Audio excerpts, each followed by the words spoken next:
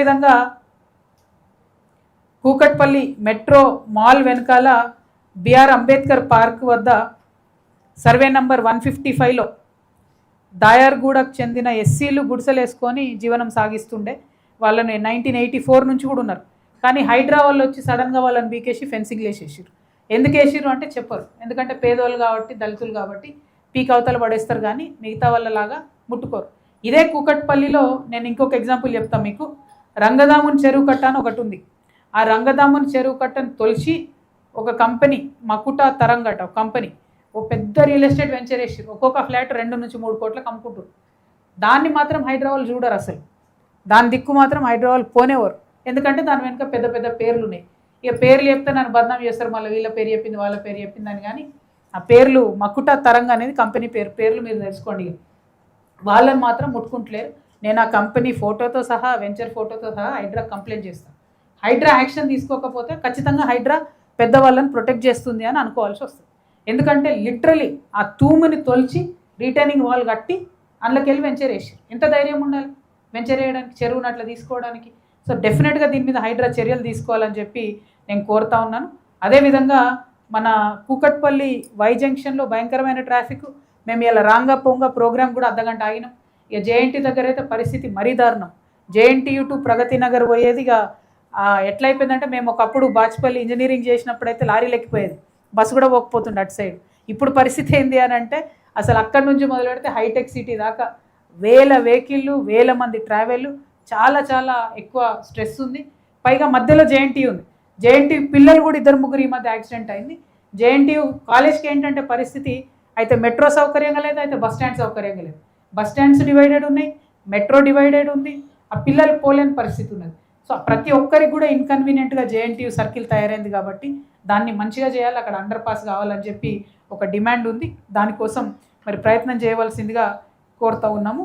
అదేవిధంగా ఇక మన పొలిటికల్గా మరి మీ అందరికీ తెలుసు, ఉప్పలు, మల్కాజ్గిరి, కుత్బులాపూరు, మేడ్చలు, కూకట్పల్లి ఈ నియోజకవర్గాలన్నింటిలో కూడా ఎవరు గెలిచిర్రు?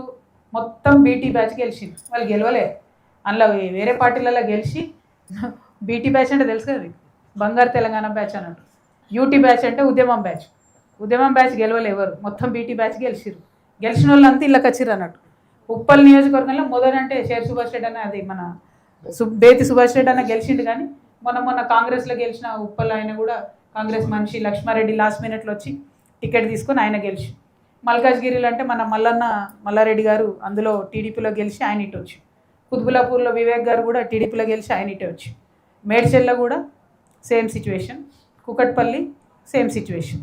వీళ్ళందరూ ఏంది అని అంటే, ఉద్యమాలు చేసినటువంటి ప్రతి ఒక్క ప్రజల్ని కూడా అనగదొక్కి కంప్లీట్గా ఈ బంగారు తెలంగాణ బ్యాచ్ మొత్తం మేడ్చల్లో ఎందుకు వచ్చిరు వీళ్ళంటే, అభివృద్ధి కోసం రాలే. ఎందుకంటే అభివృద్ధి అనేది ఏడ కనవలే నాకు మేడ్చల్లో తిరుగుతాయి.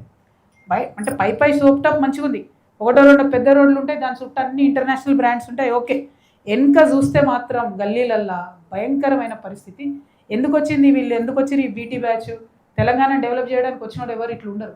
మరి 10 ఏళ్ళల్లో చాలా డెవలప్ చేసి ఉండొచ్చు.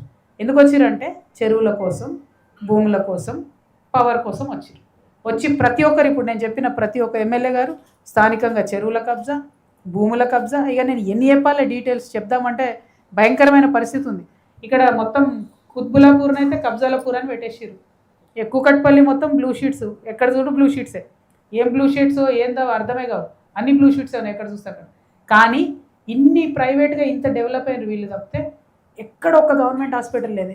ఒక 100 పడకల హాస్పిటల్ ఇంత 32 లక్షల మందికి ఏ ఒక్క నియోజకవర్గంలో లేదు.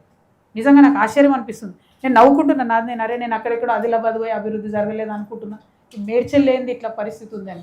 గమ్మత్ ఏంటంటే 6 అడుగుల బుల్లెట్ హెల్త్ మినిస్టర్, ఆయన ఎక్కడ కట్టలే మరి 100 పడకల hospital. IT minister, de facto chief minister KTR గారు, ఆయన మొత్తం అసలు అర్బన్ ఏరియా అంతా మొత్తం అద్భుతంగా వేసేసిన మున్సిపాలిటీ అన్నారు. ఏం అద్భుతమైంది అసలు? మేడ్చల్ చూస్తే తెలుస్తుంది ఏం అద్భుతమైంది, ఏం అభివృద్ధి అయిందో. ప్రజలకు మాత్రం లాభం కాలే. అక్కడనో 1-2 సీసీ రోడ్లు వేసారు, కానీ అన్ని సేమ్ ప్రాబ్లమ్స్. రిజిస్ట్రేషన్స్ ప్రాబ్లమ్స్ అట్లే ఉన్నాయి, నల్లా ప్రాబ్లమ్స్ అట్లనే ఉన్నాయి, నాలా ప్రాబ్లమ్స్ అట్లనే ఉన్నాయి. మరి ఏం అభివృద్ధి? అభివృద్ధి అంటే ఏంది? లైట్లు, రోడ్లు, ఇంటర్నేషనల్ బ్రాండ్లు, ఇంతేనా? మరి జనంకి ఏమైనా ఏం లేదా? దోమలు బుక్కుతున్నారు నిజంగా. దమ్మాయిగూడలో చూస్తేనైతే జనాలు ఘోరమైన పరిస్థితి ఉంది. ఈ ఇద్దరు కూడా మొత్తం చాలా చాలా డెవలప్ చేసినామని చెప్పుకునే బీఆర్ఎస్లో కూడా మేడ్చల్ అయితే అభివృద్ధి కాలేదు. కాంగ్రెస్ వచ్చినాక ఇక పెనంలోకి వెళ్ళి పొయ్యిల పడ్డ పరిస్థితి అయింది. ఆ మాత్రం అంతో ఇంతో జరిగింది కూడా కాంగ్రెస్ వచ్చినాక. మొత్తానికంటే మొత్తం కూడా అసలు ప్రజలకు కన్సర్న్ లేకుండా పోయింది. ఆ మాత్రం ఉన్న 5-6 హాస్పిటళ్లలో కూడా సూది ఉంటే దూది లేదు, దూది ఉంటే సూది లేదన్న పరిస్థితి ఉన్నది తప్పితే ఘోరమైన పరిస్థితి అయిపోయింది. సో దయచేసి నేను మేడ్చల్ జిల్లా ప్రజలను కోరేది ఒకటే, మీరు మనకు కావాల్సినటువంటి మౌలిక వసతుల కోసం డెఫినెట్గా నడుం బిగించి పోరాటం చేయకపోతే ఎవరు పట్టించుకోరు. మీరంతా బిజీగా ఉంటారు మాకు తెలుసు. అందరు పాపం హైదరాబాద్కి రావాలి, ఉద్యోగాలు చేయాలి, పోవాలి. అందరు పేద ప్రజలే, డిపెండెంట్గా ఉన్నటువంటి ప్రజలు అర్బన్ అయిపోయారు, ఇప్పుడు జిహెచ్ఎంసీ అయిపోయారు. ఇంకా ఘోరం అవుతుంది మీ పరిస్థితి. మౌలిక వసతుల కోసం మాత్రం పోరాటం చేద్దాం. జాగృతి మీ పక్షాన నిలబడుతుంది.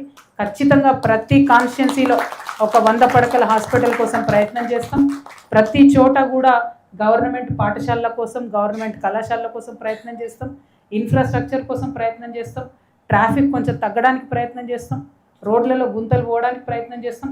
అన్నిటికన్నా ఎక్కువ జవహర్ నగర్లో ఏదైతే డంప్ యార్డ్ ఉందో అది రిమూవ్ చేయడానికి ప్రయత్నం చేస్తాం. దానికోసం చాలా పెద్ద ఎత్తున ప్రజలు అక్కడ పోరాటం చేస్తున్నారు. ఆ మొత్తం 300 ఎకరాలలో వేల మంది ప్రజలు ఉన్నారు. ఒక్కరికంటే ఒక్కటి కూడా పట్టా ఇల్లు లేనటువంటి పరిస్థితి ఉంది. అంటే కనీస భద్రత, ఒక సేఫ్టీ సెక్యూరిటీ కూడా లేనటువంటి పరిస్థితి ఉంది. ఇక రేవంత్ రెడ్డి గారు మల్కాజ్గిరి ఎంపీ ఉండే, ఆయనకి ఇవన్నీ తెలుసు ప్రాబ్లమ్స్. ఇవాళ ఆయన ముఖ్యమంత్రి ఆయన గనక ఈ ముఖ్యమంత్రిగా ఉండి కూడా మేడ్చల్ జిల్లాను పట్టించుకోకపోతే చరిత్ర ఆయనను క్షమించదు. అన్ని సమస్యలు తెలిసి దగ్గరుండి తెలిసిన అతను. అదేవిధంగా రాజేంద్ర అన్న, ఈటల రాజేంద్ర అన్న ఎంపీగా ఉన్నారు. కానీ ఎన్నో పనులు సెంట్రల్ నుంచి పెండింగ్ ఉన్నప్పటికీ కనీసం ఆయన రెస్పాన్స్ ఇవ్వడం కానీ, రావడం పోవడం కానీ జరుగుతలేదని ప్రజలు చెప్పిండ్రు. దయచేసి దాన్ని మార్చుకొని ప్రజల కోసం ప్రయత్నం చేయాలని చెప్పి నేను రిక్వెస్ట్ చేస్తూ ఉన్నాను. మరి అల్టిమేట్గా మేము చెప్పేది ఒకటే, ఈ జనం బాట కార్యక్రమంలో సమస్యల్ని చూస్తున్నాం, వాటిని ప్రభుత్వాల దృష్టికి తీసుకెళ్తాం, ఫాలో అప్ చేసుకుంటాం. మళ్ళీ మేడ్చల్లో మా కమిటీని పెద్ద ఎత్తున వేసుకొని ఆ కమిటీ ఆధ్వర్యంలో ఇవన్నీ కూడా ఫాలో అప్ చేసి ప్రజల సమస్యలు కొంత పరిష్కారం చేసే దిశగా ముందుకెళ్తామని చెప్పి తెలియజేస్తున్నా. అయితే ఇక్కడ ఒక చిన్న విషయం చెప్పాలి మీకు. ఇవాళ మనం ప్రెస్ మీట్ తర్వాత యాక్చువల్లీ మేము ఇక్కడ ఒక ఏరియాకి పోవాలి. ఏం ఏరియా ఇది? ఇందిరానగర్. ఇందిరానగర్ ఏరియాలో పరిస్థితి ఎట్లుందంటే 4 బస్తీలల్లో ఇది ఫోటో ఏంటంటే చిన్న పాప ఇంటి లోపలికి వచ్చిన డ్రైనేజ్ నీళ్ళని ఎత్తిపోసుకుంటుంది.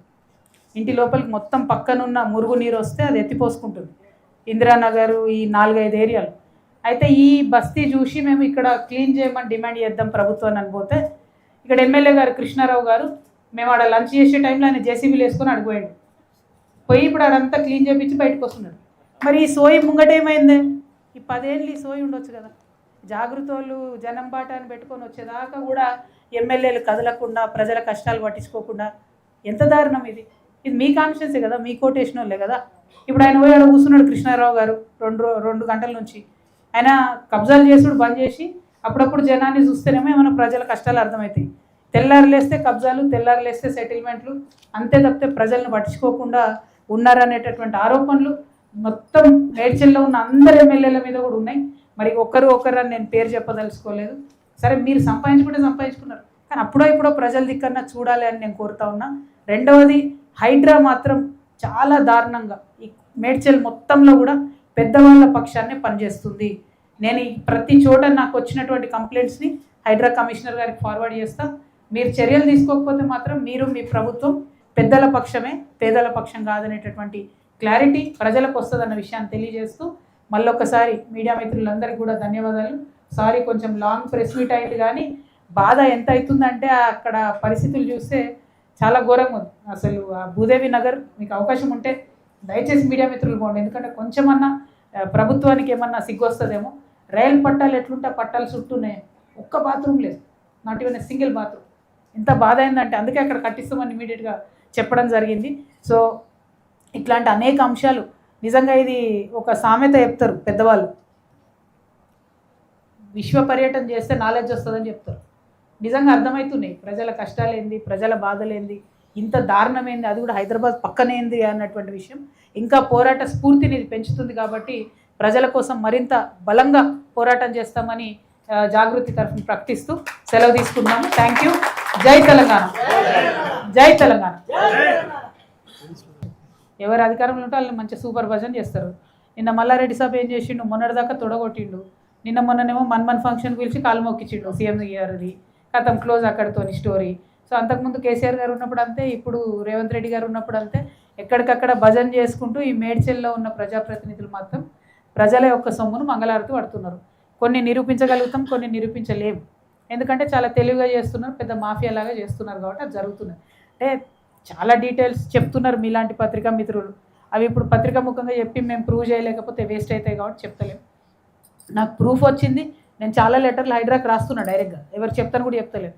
ఎందుకంటే ఇదేదో నేను పేర్లు చెప్పినా కొద్ది కక్షపూరితంగా చేస్తున్నా అన్న భావన కలుగుతుంది. నాకేం కక్ష లేదు ఎవరి మీద, ప్రజలు ఏదో ఒక రోజు బుద్ధి చెప్తారు, అలా డౌట్ లేదు. కాకపోతే ఇంత వీళ్ళు తిన్నా కూడా ఒక హాస్పిటల్ కట్టలేకపోవడం ఏంది నాకు చెప్పండి, మంచినీళ్ళు ఇవ్వలేకపోవడం ఏంది నాకు చెప్పండి. ఎందుకోసం మరి గ్లోబల్ రైజింగ్ సమిట్ ఏడ రైజ్ అవుతుంది తెలంగాణ, ఎందుకోసం పెట్టాలి ఇట్లాంటి సమిట్లు? అంతకుముందు చేసిన వాళ్ళంతే, ఇప్పుడు చేసిన వాళ్ళంతే. కాబట్టి వాటిని ప్రశ్నిస్తూ ఉన్నాం. అంతేనా? అయిపోయింది.